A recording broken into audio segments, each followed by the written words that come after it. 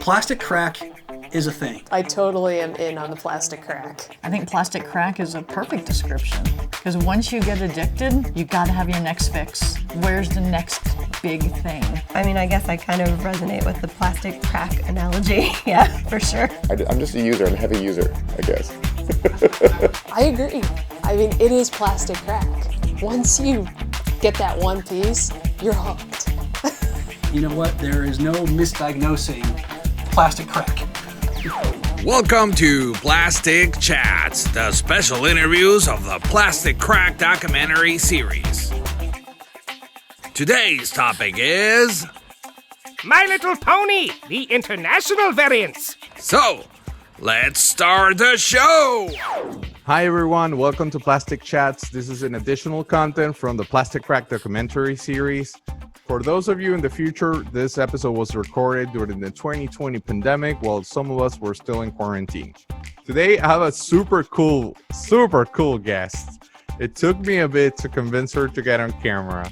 She's an amazing collector, and we're gonna delve into how we met and our type of collecting, networking, friendship that we developed so far. But with that said, let's meet our guest. Let's meet our guest. Thank you, Jenny Serfecz. Is that how you say it? Surface. Hi, Jenny. How are you? How you been? Thank you so much for being here. Like your background gives away the type of collector and the type of collecting toys that you have. How are you today? I'm doing pretty good considering, the quarantine and the state of the world at the moment.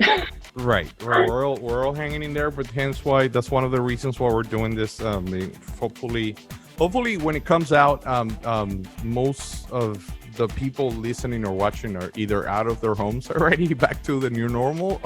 But if it doesn't go as planned, then hopefully this will unplug them and distract them a little bit. We have a very, very nice episode, but I need to introduce you properly. You've been a collector since the age of 2, is that correct?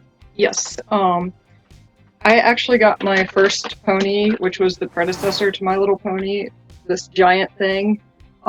This is My Pretty Pony, and I got this for Christmas shortly before I turned 2. And once the smaller versions came out, I started collecting them, and I never really stopped. They were made and sold in the US until I was about 11 years old, when most kids from the 80s were aging out of toys anyway. So I spent a few years without ponies, and by the time I got to high school, I pulled all my old ponies out and started adding to those at Goodwill and thrift stores and yard sales and pretty much any place that I could find ponies, because most people my age were getting rid of them. So you never stopped? I never really stopped. Wow, that's amazing. I can relate to that because in regards to the Star Wars, I literally never stopped. I went through the whole thing. I went through the dark ages, girlfriend, college, everything that goes against collecting, and I was, staying strong in there. So I'm so happy that, your background speaks by itself. Tell me a little bit about that amazing, colorful background. For those of us listening, you might want to watch this.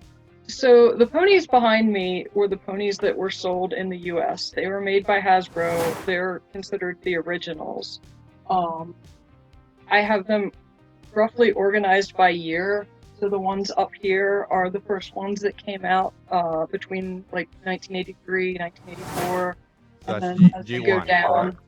I'm sorry, what? Generation 1? Is that correct? Yes, these are Generation 1, which Generation 1 for My Little Pony would have started in 1983 and ran through about 1995 internationally. And then ponies disappeared for about 2 years.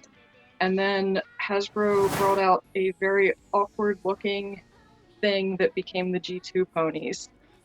I know that they're to the best of my knowledge, is not the most favorite ponies ever, right? Yeah, the time that the G2 ponies came out, there was already like a little bit of a collector's community online, and people were very angry. Many of us had wanted our original ponies back in stores. People had written petitions to Hasbro at the time to try to get ponies back on the shelves, and the things that they came up with were not what collectors had hoped for. Now that some time has passed, G2 ponies have a little bit more of a following, but when they first came out, they were not well received, right? no.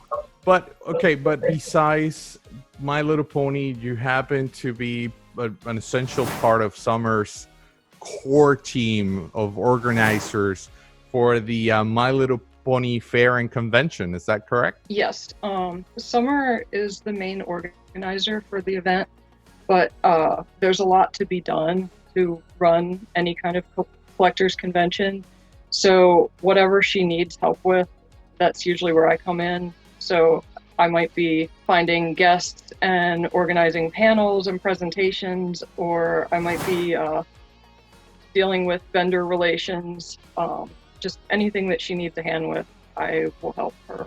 You're short selling yourself a little bit, because I saw you guys in action, and not just you, but the whole team is like, there's a lot of work. I was so impressed by the crazy amount of works that you guys, go through just for the fun of it, because it's really a passionate, it's just a passion-based adventure. It's not even based on profit. I noticed that it was just a passion event for collectors, by collectors, and it had that even though that I'm not a My Little Pony collector, I noticed that vibe, and I strongly appreciate that when I get to be exposed to something like that. Yeah, one of the things that's really special about Pony Fair is that it's kind of like a reunion of friends. Many of the people that go to Pony Fair are people that I knew as online friends for years before I met them in person. And many of these people over the years have become my closest friends that I would never have met if it weren't for this common collection. So that's kind of why we do Pony Fair year after year, because it gives us all a chance to get together. I can totally relate to that. I miss JoeCon extremely, because I had the same type of experience with Joe collectors, and you get somewhat that type of experience at Celebration for Star Wars collectors, but Celebration is more like a bigger type of thing. Maybe the ICCC will be the best place to go if you're a Star Wars fans, to get this type of interactions with other collectors. That's definitely the jewel of this whole hobby. Having to meet someone that shares your same passion and to have the same type of love, even if we don't collect the same things, which is our case. We met through Summer. Obviously, we interviewed Summer. It's just an essential part of the Plastic Crack documentary series. But then we started chatting and we started interacting. You have believe it or not, she has a lot of knowledge about Hasbro in general, regardless of the product line. She has a lot of knowledge on G.I. Joe, which got me really surprised. But at the same time, I've always been intrigued with the foreign aspect of toys. And we started talking about that. And I don't want to spoil today's topic, but Jenny kindly invited me to a very special panel about foreign My Little Ponies, but foreign toys in general. Next thing I know, I'm sitting down in the My Little Pony. Well, it's actually My Little Pony Fair and Convention. That's the proper title, correct? Yes. Well, next thing you know, I'm sitting down. I'm sitting down in this panel about ponies. I'm like, what am I doing here? But it ended up being one of my best panels of that year. Like I've been in different panels, and I had so much fun in that one. The audience was super cool. Plus, he did an amazing job putting the whole thing together. Thank you. It was definitely a fun experience. It was because we got to share with your audience international Joes from different countries. And at the end of the day, these companies outside like Estrella or Bisanti in the case of Venezuela, but like Top Toys, they they did ponies, but at the same time they were making brands that caters other people, like the Masters of the Universe fans. So there is a common home of those foreign pieces that is maybe is the glue of our conversation. Thank you. I wanted to publicly thank you for that experience because I had a blast during that panel and I was super nervous. Usually before we start our topic, we have like a show and tell. So it's your recent find or your recent purchase. So show me what you got. Show me what you got. On the topic of international ponies, I actually got this pony a few months ago, but I want to talk about this one in particular. This pony is the Spanish version of an American pony named Sweet Tooth. The set is called the Twice as Fancy Ponies because instead of having the symbol just like on their hip, they have it across their whole body. But in the international releases, they changed the set name to the Party Ponies. So this particular one was the Fiesta Ponies. The Fiesta Pony. It's from Spain then. Yes. Okay. This was made by Milton Bradley, Spain. This is a pony that I'd been looking for quite a while for my collection, and a friend of mine was downsizing, and that's how I ended up with this pony. Okay. Exciting. So you got it from an American collector. You didn't get it from from someone in Spain. Yeah. Awesome. Yeah, I got it from a friend who was looking to get rid of a few things and have a little bit smaller collection, and it just worked out at the time. So. And that's what I meant with things in common, because you mentioned Milton Bradley, and that gets me in the radar of Action Force and the whole Joe's from Britain and the whole Joe's from Europe. So there we go. That's what I'm talking about. So thank you for sharing that. That is an amazing piece. So how can I tell the difference between that pony and the American version? So this is the one that was sold in America. Okay. And this is the one that was sold in Spain. They're very similar colors, but they come in a completely different pose. Mm-hmm. For those listening, she's showing two very similar ponies. I want to believe that the colors are slightly light on the American version and the hair as well. Is that correct? Yeah, the American version is more of like a magenta, and the Spanish version is a little bit more of like a purpley pink. But they're pretty similar. They're not too far off. So are you in the same camp like Joe collectors or Star Wars collectors like myself, who gets to a point that, well, I'm pretty much complete. What am I supposed to do now? Should I stop collecting, or should I start going into the rabbit hole of foreign toys? Are you there? I've been there for a long time. Okay. At one point, I probably had about 90% of all the ponies that were produced worldwide. I'm kind of at a point where most of the ponies I don't have are either incredibly hard to find or incredibly expensive, or both. So it's not very often that I add a new pony to my collection at this point because of that.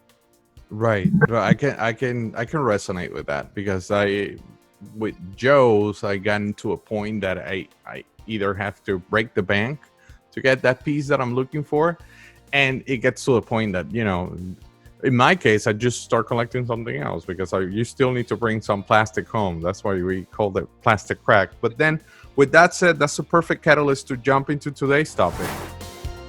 Today's topic is My Little Pony, the international variants. You are surrounded by ponies. We can talk hours with you about My Little Pony. However, I think the non-pony collector of this conversation think it's super interesting to talk about foreign variants of the My Little Pony series. So why don't we start, like, let's assume that the audience is like, what? There are variants? They're different from other countries? It wasn't the same thing sold in America?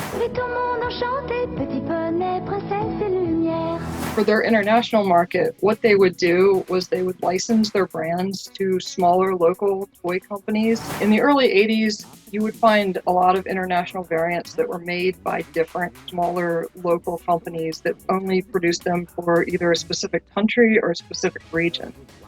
All of that changed when Hasbro purchased Milton Bradley and Play School in the end of 1984.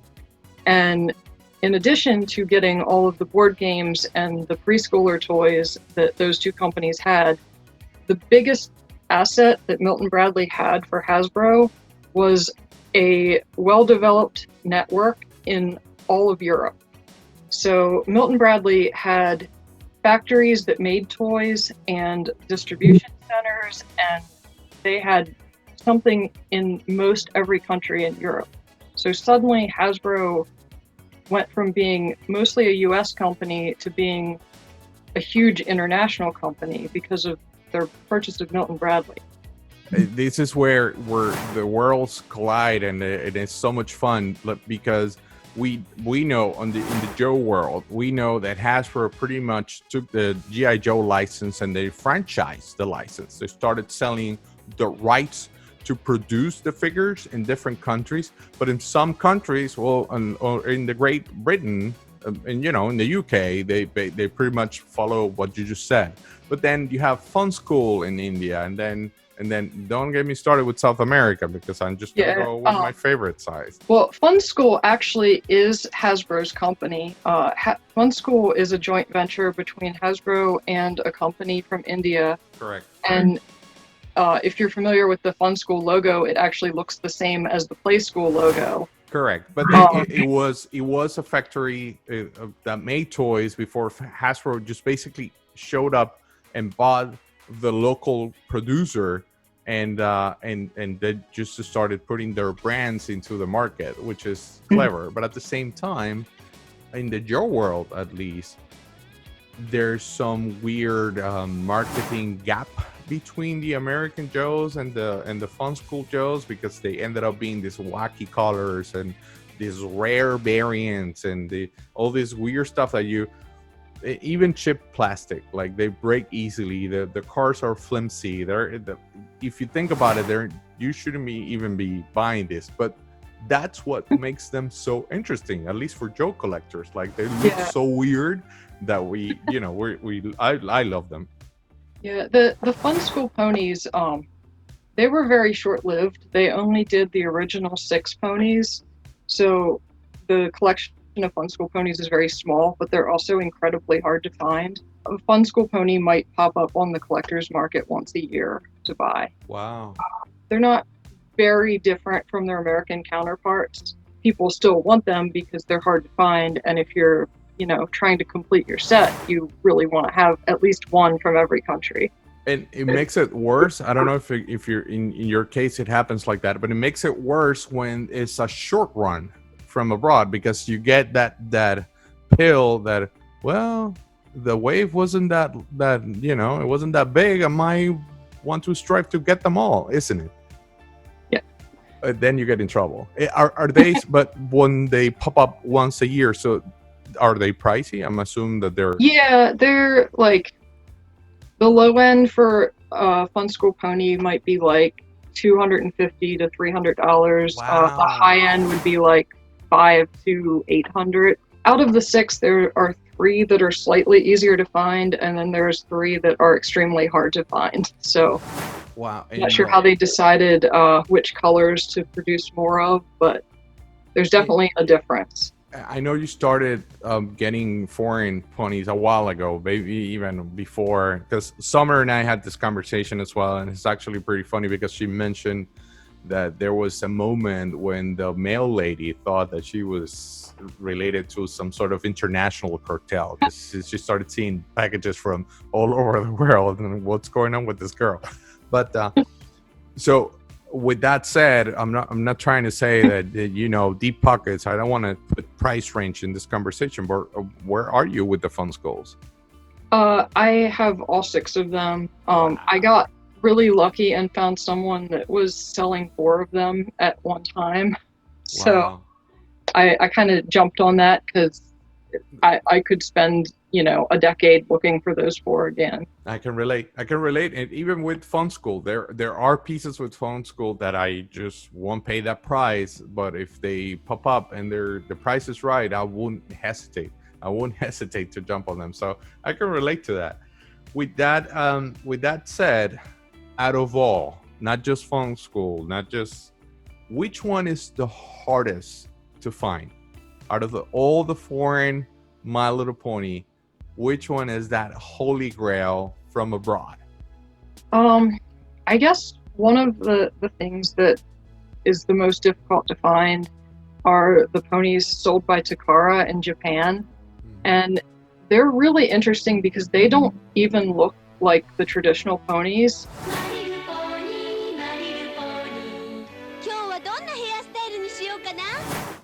They're the only company that made a licensed My Little Pony that didn't use anything like the traditional mold. Takara ponies kind of look like Hello Kitty and a horse mixed together, and they kind of sold them like a fashion doll. Like they had ponies and outfits that they sold together and little sets with barrettes and stuff.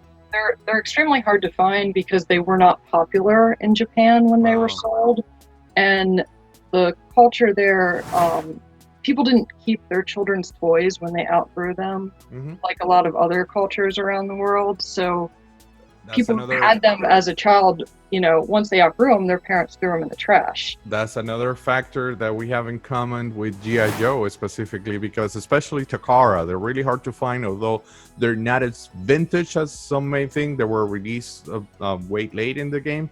However, there's no space. They don't have big closets. The whole storage unit culture that we have here is just unthinkable. And that replicates in Argentina and in Brazil. Like in Brazil, you talk to a Brazilian and they go, storage units. Why do you, if you have something that you need to put in the storage, why don't you just store it away or sell it or give it a Goodwill? But they don't keep stuff like we do. So that makes them more, that makes it nearly impossible to find in some degrees. Like, there's a few Brazilian Joes that are super hard to find due to that. But so then the Takara, My Little Ponies, let's add that because they're not equal, are the hardest one to find ever. They're definitely up there. The other ponies that are kind of in the same category are ponies that were sold in South Africa. They're probably hard to find for similar reasons. People just didn't keep them when their children outgrew them. The other thing I've heard about those ponies was that they were sold on the shelves next to imported ponies. Okay. So they would have these ones that were kind of considered the cheap knockoffs versus the imported American ponies. And the cheap knockoffs are now the, ponies that are going to cost you $1,000 or more. Well, again, I'm going to make another connection for those listening who are not necessarily My Little Pony collectors, like Ruby Blast from Venezuela and G.I. Joe's. In the case of Venezuela, Ruby Blast didn't get the license. It was Pisanti, but for My Little Ponies. But in the case of Ruby Blast, their comparison, I think it was an American Joe was like $8 back then, and then a Ruby Blast was like $2. So if you had a party and you were at your birthday party and someone showed up with a Ruby Blast, you were like this cheap guest. It was the collateral, the design collateral damage in every time that you wanted to play with firecrackers and you wanted to blow something up. You better not mess with the American Joes because those were the expensive ones. But the Ruby Blasts were the first line of defense, regrettably. Guess what? Now they're super hard to find. I've been having a rough time trying to track them down. I only have a few from my own childhood that my mom found in a box. But they're super, besides the current political chaos in Venezuela, but they're very rare to find complete, untouched, undamaged, because we play with toys and we were rough. Some of us, I kept my things and I was super, I was like Andy in Toy Story. I kept my toys and they were very dear and I care for them. But it's funny that there's the same thing happens with My Little Pony. This is just amazing. Yeah, it's definitely something that kind of an across the board issue for toy collectors. Like, there are certain things that are easier to find, and there are certain things that, you know, are just not out there on the secondhand market. But then, don't you agree that once you get your hands on that, it's almost like a rescue preservation type of action in toy history? Yeah, I know some of my ponies that are more hard to find, the condition is not as good as others. And in the grand scheme of things, I'm more grateful to have this rare pony, even if it's not in perfect mint condition, just because it's something that, you know, you can't just find because there's not a lot left. Same thing happens to me with Ruby Plus. In my personal case, I've been trying to track them down because of my connection with Venezuela, my obvious connection with Venezuela, but it's almost impossible to find them in perfect place, let alone mint on card. Like, forget it about mint on card, because we, again, difference of cultures, that was unthinkable to keep a toy in the car for 30 years. Why? What's wrong with you? Just rip it off and play with that thing. So it's super funny that we share that type of stuff. But moving forward, the hardest one to find does not mean the most rare, right? Is there, which one is the most bizarre, of the most rare, of the you know, the top of the ice cream on this foreign experience? Well, one of the most rare ponies that I have in my collection is not actually a foreign pony, but there's a certain number of ponies where there might only be one or two known within the collecting community. Really? And in most of these cases, people don't know the background. Some of them are foreign variants. Some of them are, you know, American Hasbro produced toys. This one that I have, there are 3 of these known within the pony collecting community. And this pony is known as Reverse Gusty. The normal Gusty has green hair with a red stripe, and this one is opposite. And this is an American pony. Yeah. The best that I can figure is that this was some kind of a test run that Hasbro made. Maybe they were deciding how they liked the colors. Maybe it was just a mistake from the factory. But there are 2 other people that I know that have this pony that's considered a legit variant. It's also been faked a lot.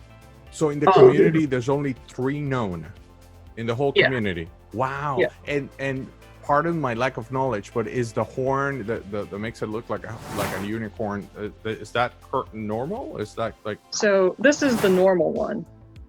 Okay. And then this is the reverse. The only difference is the color of the hair? Yes. How about, the main difference is the color of the hair. Their eye color is different, and there's some microscopic differences in their symbols, but nice. My laptop camera is not going to pick it up. Right. But they're microscopic. You got me there. They got my attention. So, so have you seen this carded, or this? This is like the Wonder Bread of He-Man. Like, you know, you guys don't even know where it comes from, or the... No one has really been able to figure out where they've came from. All of the ones that have been found secondhand. The one I have came from an elderly friend who passed away. Mm-hmm. So I don't know the story of where she got it. She was one of the big time collectors in the 90s, like when the community was new. So she kind of had things that other collectors couldn't necessarily afford at that time. If something good came up on eBay, she would be one of the people who was most likely to win it. So I'm very lucky that I was able to get this from her. There's someone very similar in your world, and that we're like the pioneer of the whole game, and she got the weird, hard to find figures. Like, believe it or not, the rarest, and there's a debate of which one is the hardest figure to find, but there's a big part of the community that thinks a the white mortal from Venezuela is one of the rarest and hardest to find, and let alone forget about a carded version. I'm pretty sure you have, but you met designers, you've been with the panels at the convention, you have a lot of connections with former employees. Have you asked about this Wonder Bread? I have asked and no one has had an answer. No one remembers it. The best explanation I got from one of my friends who was a former Hasbro employee was that it looks like a vendor sample prototype, which is something that they would have asked the vendor to make, just, you know, to have toys in hand that they could have at a presentation meeting, or Hasbro had their toy lab where they would give children toys and watch them for marketing research. Right, focus marketing. So no one that I spoke to remembers why these were made with this different hair color, or how they got out into the collector's world. That's amazing. But that's the best explanation that I've been able to get. You're so lucky that you have one. And I know that you also hunt down catalogs and toy fair catalogs. So you have not been able to find any type of evidence that indicates the provenance. Yeah, right? I haven't found anything, no print ads, no pictures of this particular pony. With the way that toys are developed, a lot of times they'll run through a lot of ideas that never make it to the point of being photographed for a catalog. So it could have just been, you know, someone was trying to decide if they liked having that bright of a hair color. Right. Or, maybe that's why there's just 3 of them. Maybe they just did 10 or 15, because that happens sometimes, especially when they're in the prototypes stage. Maybe they just did a very short run just to see, you know, who knows what, and then they leaked out, and thankfully you rescue one of them. So with that takes me to a interesting question. Out of everything, I know that you're just showing a piece of that amazing room that I've seen pictures of, because you have a mind-blowing collection. But which one out of all, including foreigners and Americans, which is your favorite ever My Little Pony, and why? It's really hard to pick a favorite.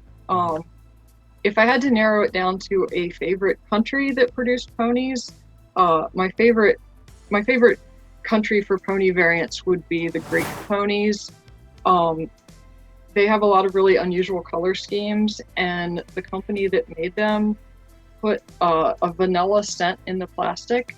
So if you have like a truly mint Greek pony, it smells really sweet. Wow. And this is just one of my Greek ponies on the card. That's amazing. And this the is language. Nice. So it's pretty much the same design. It's just a different language, right? A lot of the international ponies that they did in the early 80s had like stock card art, and they would just put new text with whatever language. So this is just an example of one of the Greek ponies on the card. But then these two were unique to Greece, and these were special ponies made for Easter. They came sold in giant red plastic eggs. What's their name? They're kind of like collector given names. I don't think they had names on their packaging. This one has a ladybug symbol, and she's been called Ladybird by collectors for as long as I've known about this pony. Someone calling that name, and someone name it. Yeah, someone, I think the first collector online that found one was in England, and that's what they call that bug there. Here we call it a ladybug, there they call it a ladybird, so that's how this pony ended up with her name. And you have two of those. Yeah, this one is another Easter pony, and her symbol is much harder to see. This pony, the name that people call her is Lambaditsa, which this is a very cultural specific thing, so I'm hoping that I'm not like butchering this. But I think what her symbol is supposed to be, because it's faded, I think it is like a braided loaf of bread with candles in it. Wow. Which is like a specific Greek cultural thing that they would have at Easter. So yeah, there's that similarities between, and of course it was Hasbro at the end of the day. So it was Hasbro producing Joes and Hasbro producing ponies, but you also have some other stuff from that venture entertainment enterprise venture with Milton Bradley that you want to show. Yes. So when Hasbro acquired this huge network through Europe with Milton Bradley, they had some ponies that were made in China and Hong Kong that were just packaged for their local markets. But then they had other ponies that were made specifically in different countries, and they were often made by the Milton Bradley branch of Hasbro in that country. So, for example, this is a Milton Bradley pony from Spain. It's a Mi Pequeño Pony, but it's from Spain, and this the and this was made in Spain. Like the pony under its feet says "Made in Spain." Oh yeah, it was actually produced, not imported from China. Yes. That is so cool that it says Mi Pequeño Pony in Spanish. What else do you have from Milton Bradley? So, the other thing with the distribution of ponies through Hasbro's network with Milton Bradley was that they had a little more control over what things looked like. So there were variants, but they weren't like crazy variants. So for example, this is bow tie that was sold in America. This is the original bow tie. This is bow tie that was sold in Italy. And these, you don't see very many of them because they're super, super fragile. But you can see the two ponies aren't very different. Like there's differences, but they're pretty similar. For those of you listening, I'd invite you to check this out on video. Once you get a chance, log into Amazon and check it out because it's worth watching the difference. And it's funny that they didn't come in they didn't package them in a blister. It was like, it's like a box. This packaging was, I believe this was short-lived. Like these just don't turn up on the collector's market very often. It's almost like a little stable. It's a flat cardboard platform with a cardboard loop that holds the pony on, and then a plastic bubble over top. And it's actually like not taped. Oh, and does it have any type of information in Italian or? It does. And I'll turn it over once I get. So I took the lid off because they're very delicate. So if you're gonna ship this across the world, you probably want to take it apart. Oh wow! If it's going to arrive in one piece. So the bottom side of the box has all of the ponies. That is amazing. With their names as they were sold in Italy. Mio Mini Pony. So it's like a way of saying My Little Pony in Mio Mini Pony. Bellissimo. Yeah. That's super neat. So that's that one. Again with the Milton Bradley ponies. This is the original Hasbro version, and this was the version that was sold in Spain. So which that's the same one that you just show to compare with the Italian, correct? Yes. Yeah. So this pony is a different mold. The colors are a little lighter, but again, it's still pretty similar to the original. It's a blue pony with pink hair, and it has pink bows for the symbol. But then with ponies that were sold in South America, Hasbro didn't have such a well-controlled license with the countries in South America. You started getting like really, really different ponies.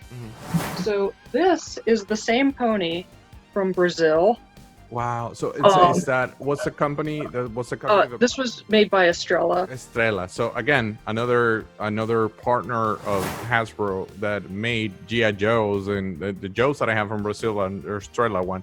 Estrella is notorious for cutting corners in the production and then using different plastic to make them cheaper. And sometimes that different plastic, it was a different color. Yeah, so this one, the pony has a green body. She has rainbow hair. She does have the same symbol, which is what makes it the same character, but you can see they're very, very different. But so it's the same. How do you know it's the same character? Just because of the symbols? Yeah, the symbol is like what gives them, their identity. Like that's how they're the same character. Got it. But you haven't seen a carded version with the name or anything of this specific character. I don't think I've seen one of this one on card. Ponies from Brazil mint on card are very few and far between.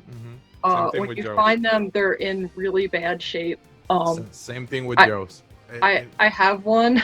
Yeah, I see that you're looking up, and I didn't get it down because it's like really fragile, but I worries. might. Sure. But same thing with Joe's. To find an Estrella vintage Joe, you have to be very, very lucky. I was able to find a seal case, not so long ago, and that was like an archaeological find to get a seal case. I'd send it to CIS to get it graded because I don't like to keep seal cases with stuff inside because I don't even know that. I don't think that's a proper way to keep a toy. But I did send it to the grading company so they open up the case and they're preserving the toys properly in acrylic, because to find this type of things out there is almost impossible. They did not have that weird culture that we do to keep them in their cars. They're ponies or Joes that were meant to be played with. So that's amazing that you have one though. Yeah. And as far as you're saying about the plastic quality, one of the things that's really kind of makes me sad about the Brazilian ponies in my collection is that their plastic is breaking down, so a lot of them feel oily. And when I bought them, none of them were like that. So it's just an aging process. It's plasticide. And the plasticizer is leaking, so they have this like gross oily texture. Oh wow! So I have that issue with my Lord of the Rings figures, which is unrelated to this conversation, but they have that issue, and I just don't know what to do. I don't know. I haven't been able to find a proper answer to how to take care of this. It's just the plastic that is deteriorating, and there's no way to stop that. From what I understand, eventually the plastic will stabilize. Like these chemicals will leach out for so long, and eventually they'll stop. But no one really knows how long it will take them to stop.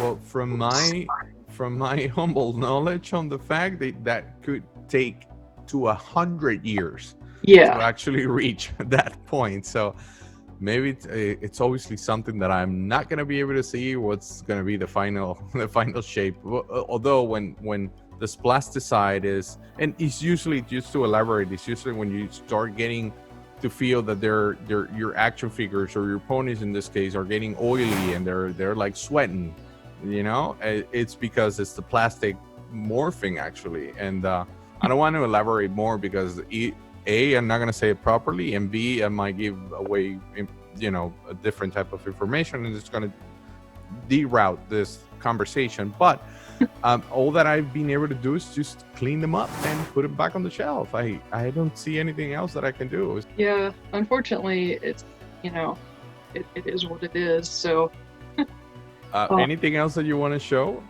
With the South American countries kind of doing their own thing with a lot of ponies, another way that some of the smaller companies would expand their line was they might only have maybe 10 symbol paint masks for the ponies, but they would release the same pony in a whole bunch of different colors. Just to cut corners. And that is actually what Bisanti, is that the way you say it? Bisanti, which by the way is an Italian word. It was an Italian company. Well, I'm going to say it in the show, but I'm trying with two former brick and mortar owners of toy stores that lasted 40 years in Venezuela. They're trying to dig store units down there because they have a seller's type of catalog menu. You pick and choose what you want, and then quantities that came with pictures from Bisanti. But the political chaos had everything, and I'll let you know once it's safe to go out type of answers, and then the virus came in. So now it's not even like I'm worse. losing. Right, it went from bad to really, really bad. To worse. So I'm not losing hope. I sincerely hope that eventually I get my hands on that catalog, and not to sell it, not to keep it for myself. I want to make this public for, I want to share this information because A, come from Venezuela, and B, you specifically told me that there's so little known about them that it's almost like a duty to spread the word. So the Venezuelan ponies are ironically kind of the newest ponies in the G1 collecting world.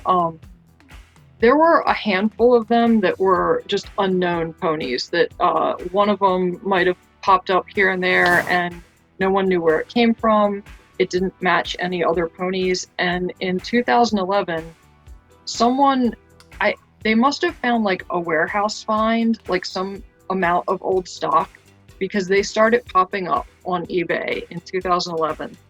And all of a sudden, there was like a flood of them. And it was from Miami, right? You told me that this eager seller was located in Miami. The seller, sometimes he would ship them from Venezuela, and sometimes he would ship them from Miami. But most of them all came from one guy. I think all of the ones I have in my collection probably originally came from that person. I have this one in the box. So, and that's kind of a side story. Any ponies that were shipped out of Venezuela were subject to inspection. Right. So, none of these, if you find a Venezuelan pony in the box, it is probably not sealed. It's probably been taken out, because if it was shipped like this, it would not arrive like this. I need to clarify on that. If it's chipped, however, the way that I found, the only way that I found, I recently found some carded versions of newer Joes, not the original ones, in Spanish in Venezuela, and my mom gracefully brought them over in her carry-on. So when you do things like that, you can easily bring them over. If you put them on a shipping case or in any type of box, FedEx, UPS, whichever carrier you're using, the National Guard there will open them up, and sometimes if there are large quantities, they're going to slice one up just to make sure there's no drugs in there. Regrettably, there's a big drug problem in Venezuela that everybody knows about. And toys are just the perfect mule, apparently. Yeah, the first pony I got from Venezuela arrived with its head removed. Fortunately, the heads are not glued on. Most ponies, the neck is glued to the body. They were not, fortunately, and they were able to pop the head off and make sure there's nothing in it. Other people were not so lucky, and they received ponies with holes cut in them. Wow. First one I got, it was shipped overnight from FedEx. I got it 3 days after I bought it. Wow. And when I opened it up, I'm like, oh yeah, I'm sure no one could understand why anyone would ship this so fast if it wasn't full of drugs. Right, but then when it's just one piece, it might not raise suspicion. The problem with Venezuela is that usually the National Guard or customs are involved in the drug operations. But then this is going to take this episode to another type of topic. But this is something that we struggle with. I thankfully, I have family members that come and visit every now and then, and every time that they come, they bring something that I found either online or through friends, and that's the safest route to bring stuff. Although the last time that my mom found a bunch of stuff and she brought them over, the National Guard, they don't have customs like we do, which is a Homeland Security agent. It's the National Guard that does that duty. So when he was checking her carry-on, he was like, "Whoa, these are Star Wars toys," and she's like, "Yes, they belong to my son." And he had them when he was a kid, so he got all excited, and he was like, "Whoa, I remember having this." And my mom was freaking out because she was like, this guy, maybe he's gonna take them. He's gonna take them. That's what she thought. And so she started to say, well, these are for my kid. She almost said that I had issues and I needed those and stuff like that, because she was super worried that the guy was gonna take them. So yeah, it's not just that. Hence why finding stuff in Venezuela is not just hard because of the lack of storage or the lack of keeping in the car, but now the political situation just make the whole game harder, in any way. So Bisanti does not escape from that situation. Yeah, and then these two are both from Venezuela, and this is an example of how they would take one pony and make multiple versions of it. These both have a little flower symbol, and their name are Blossom. But one is yellow with blue hair, and one is blue with peachy pink hair. And there's, I think, at least 2 other color versions of this pony. That's amazing. By the way, I have another piece of information that I don't think I've shared with you, and this came from one of the. So I happen to. I've been, like I said at the beginning, I never stopped. I always been collecting. I've been collecting my entire life, and when I lived abroad, I used to, go to every single one of the stores, and if it wasn't like a chain, big chain of store or retail store department, if it was brick and mortar, even better, because those were usually the ones that you go and say, do you have something in the bag from back in the day that is just, I don't know, maybe holding books or in a shelf. Like I'm looking for that type of stuff, and I found so many things digging like that. But I also foster great relationships with owners from brick and mortar toy stores in Venezuela that they don't live right now in Venezuela. They all escape as well. And one of them told me that, according to her, the very first wave of ponies from Bisanti were actually made in Brazil. Again, this is coming from a buyer of that she used to have there were like 3 stores in Valencia, Venezuela. They were called the Gatito Azul. And apparently the very first wave was imported from Estrella, but then repackaged with the whole Bisanti logo. It went so well that they decided to produce them themselves.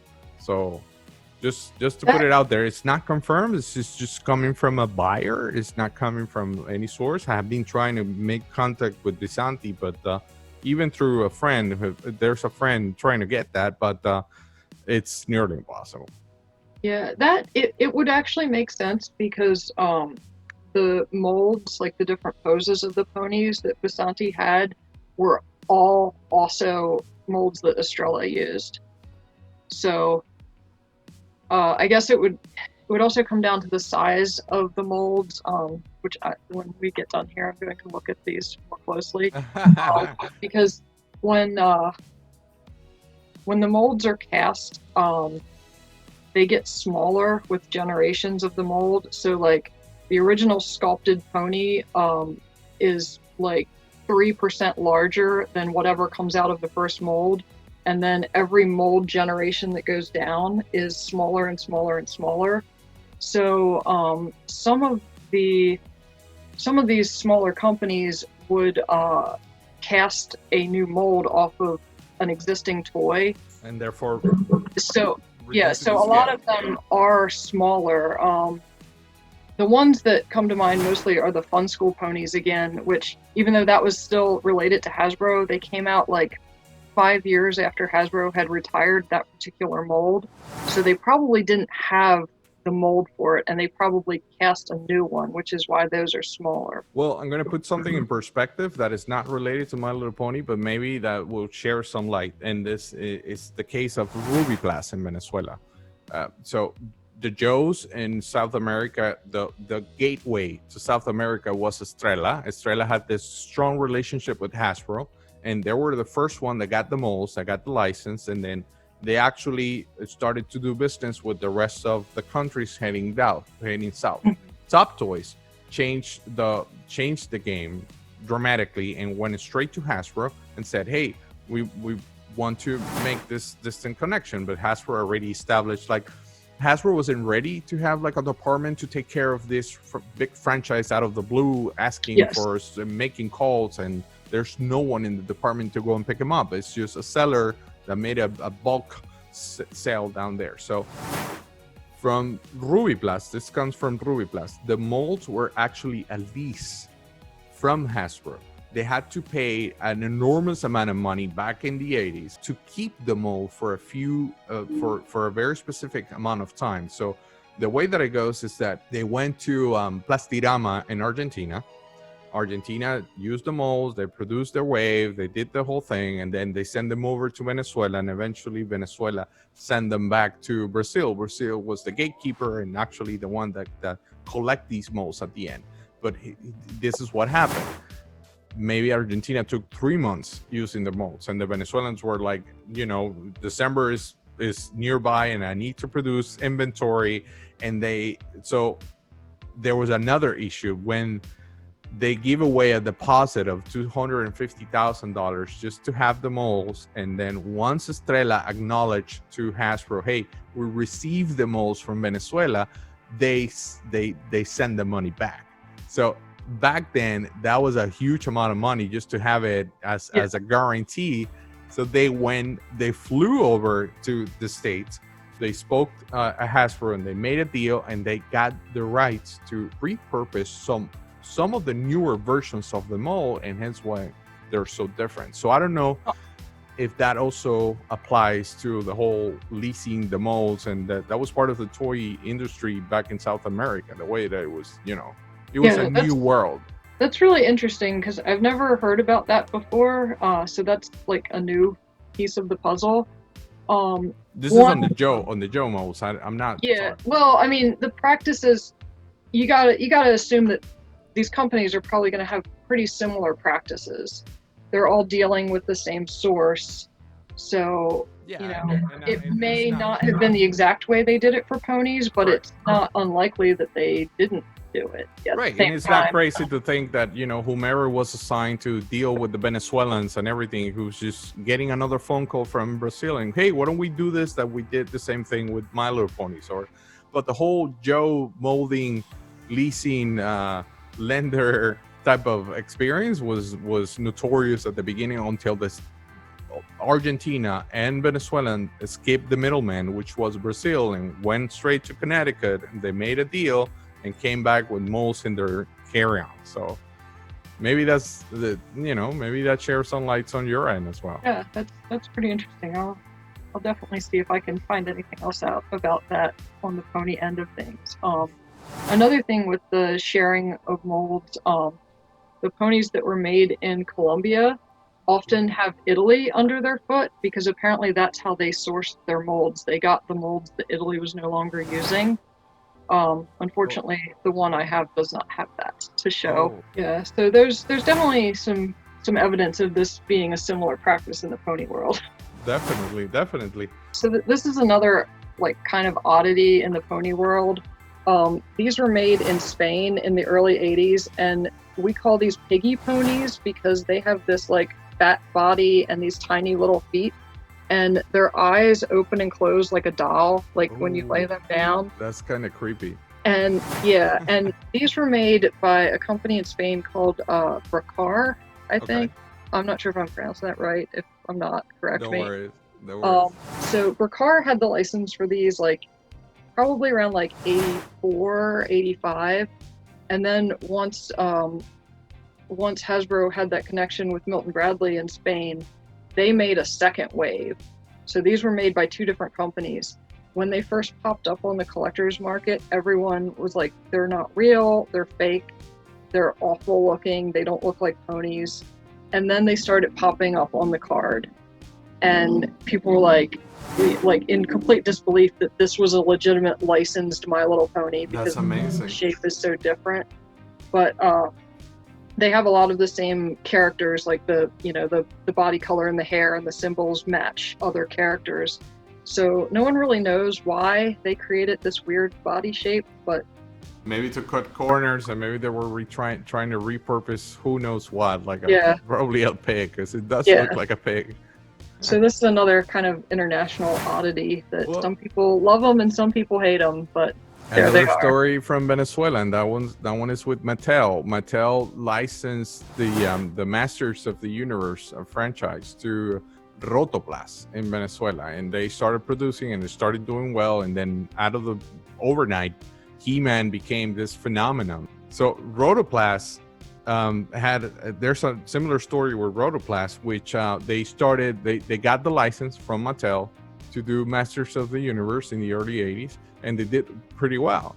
But then Mattel noticed that it wasn't just that product, but there was a bunch of their products that they were doing well in Venezuela. So they basically went to Venezuela, they bought a factory. They actually started Mattel Venezuela, and they took the license away from Rotoplas. So the very first Rotoplas are different, not the molds. They use the mold, not like what you showed, but the colors are different, and there are very significant variances among the variants. So this world is just super crazy. Like if you're complete and you're actually thinking about going foreign, you might want to listen or watch this episode and think about it twice, because this is a never-ending rabbit hole. So with that said, there's a very specific pony that I want to talk about, and I want you to clarify. And we have this heated debate offline. I'm kidding, but we have this nice conversation about it. But what's up with curly hair My Little Ponies from Top Toys Argentina? ¡Lluvia! ¡Paró de llover!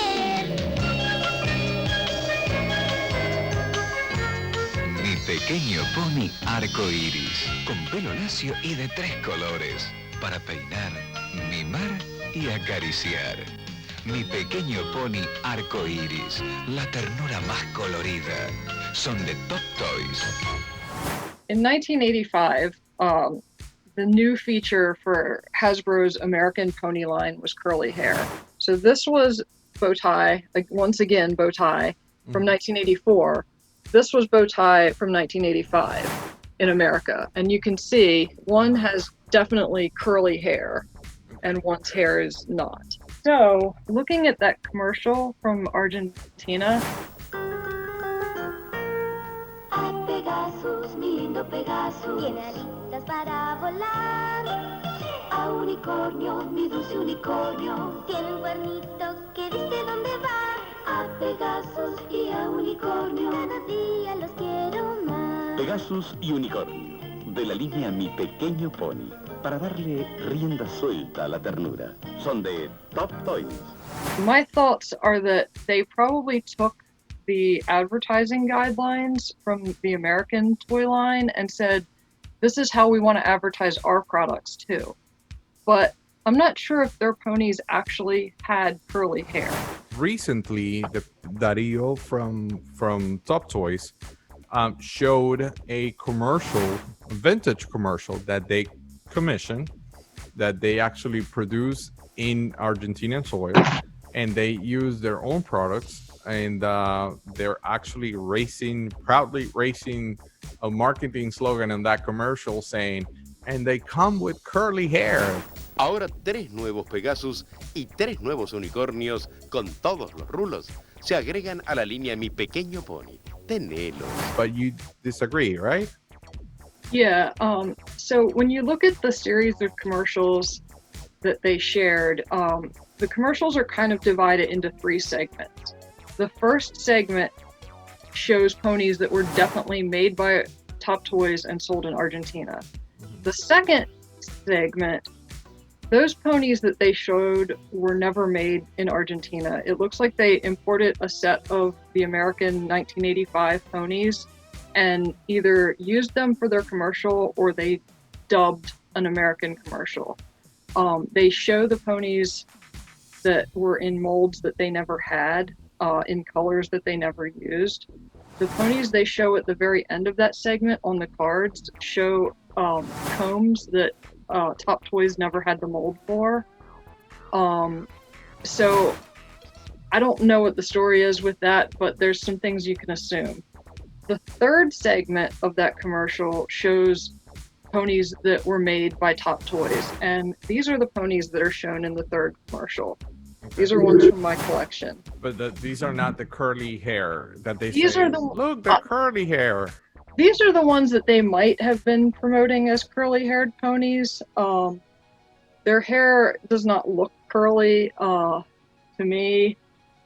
Usually with synthetic hair, when it was once curly, you can kind of like clean it and restore it and it'll bounce back to an extent. So these ponies might have once had curly hair. They don't now.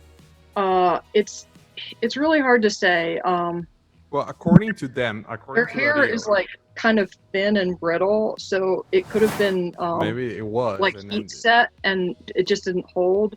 Right. The few examples of pictures of these on the card that I've seen, you can't see their hair really clearly. Like the pony is on the card like this, so the hair is kind of, it's hidden behind it. Covered with the card. But according to Dario, one of the current owners of Top Toys, son of the owner of Top Toys, where they got the license, they were trying to make a distinct feature on those ponies just to keep the Argentinian ponies different from the rest of the world, and hence why they were so proud to say, and they come with curly hair.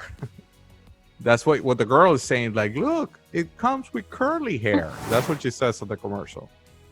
Yeah, from a collector's point of view, Argentina ponies aren't known for their curly hair. The thing that they are known for is their crazy colors.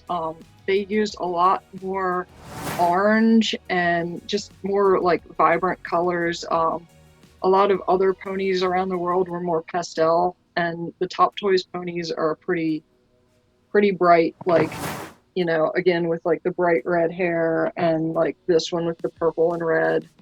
I don't have any within reach that are orange, but there was a lot of neon. There are noticeable, that being Top Toys is very well known for doing that. Like they did the same thing with the Masters of the Universe line, and there's even a Cobra can that they decided to make it look cooler, and they made black stripes to make it a Cobra camel version, and now it's nearly impossible to find it carded and to find it in great condition because it's just completely different from any Cobra can in the world. So Top Toys is known for their creativity, because it was creativity, but they also claim very proudly that they were doing that with creative intentions. Another point with the curly hair, and maybe this is why they were so interested in claiming that their ponies had curly hair. Probably the same year, the toys that were being sold in Peru by Maxi had the original with straight hair, and then the new version with super curly hair. So, and this is a pony that's a pretty similar quality of plastic and hair, that the curl has definitely held up for 30 years. So I'm not sure what Top Toys was doing with their pony's hair, but it didn't last if it was once curly. A little teaser, but we're gonna find out really soon. I'm not gonna elaborate more on that, but we're gonna find out really, really soon. So Jenny, it's been as always as uber pleasure to talk to you about toys. You are a living, walking Wikipedia of collectible toys. Thank you so much for your time. Thank you so much for stepping up in camera. I'm so happy that you actually decided to do this, because I know that this is not your thing. I hope you know this is not my thing either, but I'm being the camera guy, the audio guy during the current situation. But I'm so happy that you say yes and you decided to do this interview, because I had a lot of fun. Even though that I'm not a My Little Pony collector, I'm pretty sure there's going to be collectors like me, Joe collectors or Star Wars collectors like me, who's going to resonate and who's going to find this chat super interesting, because at the end of the day, we're talking pretty much about the same thing. We're going back to that backyard. It's just some of us are playing with Joe's and some of you were playing with My Little Ponies, but we're talking about the same era. So thank you. Thank you so much. Thank you for having me. And, I do hope that people who don't collect ponies enjoy it just as much as people who do collect ponies. I actually follow a lot of toy groups of things that I don't collect for that same reason, because I want to know the history. A lot of times, that's where I'll find out something that connects the dots of a pony mystery. Yeah. It's one big toy collecting world. It's an archaeological process, and they all come from the same factory after the end of the day. Most of them come from the same factory. So yeah, you do well by looking into other groups. Once again, thank you so much, and I cannot wait to talk to you again about some other toys.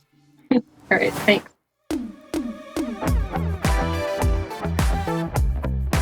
Please remember that all of these episodes were taped during the crazy 2020 pandemic while we were all locked down and going nuts. So bear with us.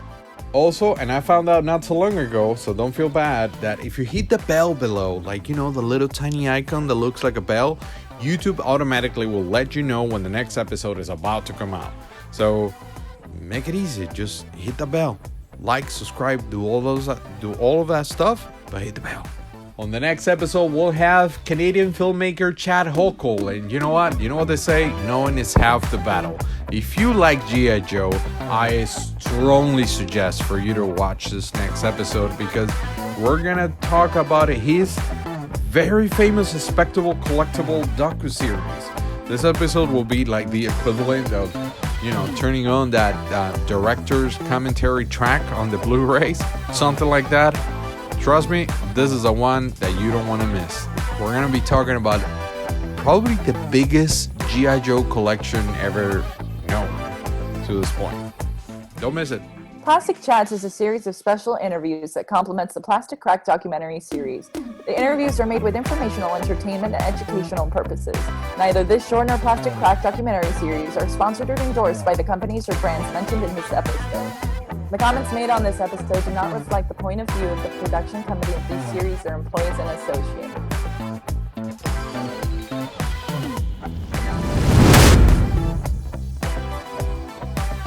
If you haven't seen the Plastic Crack documentary yet, find us on Amazon Video and Vimeo on demand. For updates, behind-the-scene pictures, and a lot of extra content, check us out on Facebook as Plastic Crack Documentary and on Instagram as Plastic Crack Film.